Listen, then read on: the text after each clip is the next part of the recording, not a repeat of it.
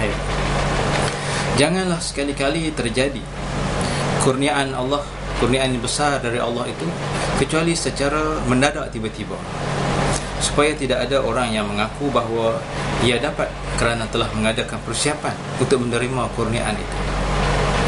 Jadi kalau seorang itu dia dapat satu kurnia dari Allah Ta'ala secara tiba-tiba, maksudnya dia dapat mengenali Allah, dia dapat menyintai Allah Ta'ala secara tiba-tiba. Jadi maksudnya janganlah membangga-bangga. Allah Ta'ala nak supaya dia jangan membangga-bangga. Itu sebab Allah Ta'ala bagi dengan mendadak. Allah mewahyukan kepada Nabi Musa AS, tahukah engkau mengapa aku mengangkat engkau sebagai Nabi yang langsung mendengar kalamku?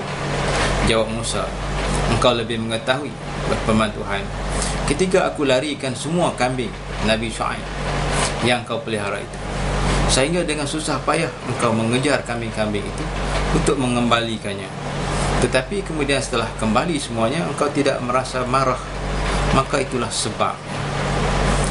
Dalam hadis, seorang pelacur yang memberi minum kepada anjing, tiba-tiba Allah bersyukur kepadanya dan mengampun semua dosa-dosanya.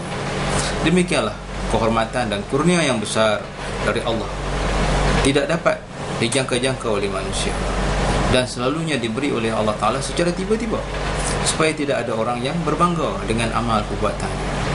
Jadi maknanya Allah Ta'ala ni dia nak bagi kepada sesiapa saja kesenangan, iaitu memberikan supaya orang itu berasa nikmat bersama Allah Subhanahu Wa Taala, pemberian nikmat menyintai Allah Subhanahu Wa Taala, berzikir pada Allah, dibagi pada seorang secara tiba-tiba.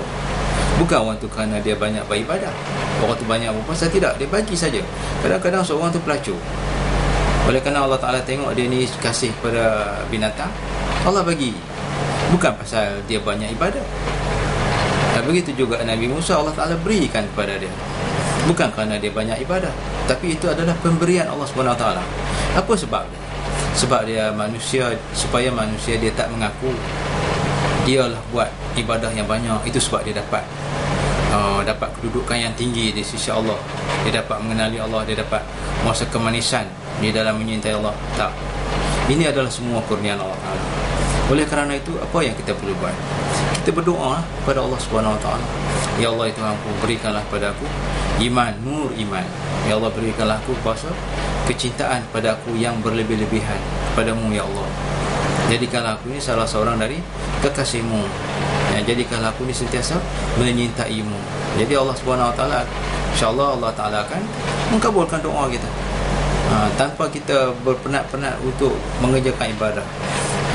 Jadi maknanya Allah Ta'ala memberikan kepada kita itu tak tersangka-sangka, tak sangka-sangka, tak diduga, kita dapat nikmat iman itu daripada Allah Subhanahu Wa Taala.